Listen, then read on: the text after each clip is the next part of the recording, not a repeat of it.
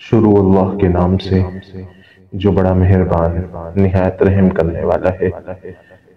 حضرت ابو ہریرہ رضی اللہ عنہ فرماتے ہیں کہ رسول اللہ صلی اللہ علیہ وسلم نے فرمایا، تم میں سے بعض آدمیوں کے پاس شیطان آتا ہے اور یہ کہتا ہے کہ فلاں فلاں چیز کو کس نے پیدا کیا اور اس چیز کو کس نے پیدا کیا، تاکہ پھر وہ یوں کہتا ہے کہ تیرے پروردگار کو کس نے پیدا کیا۔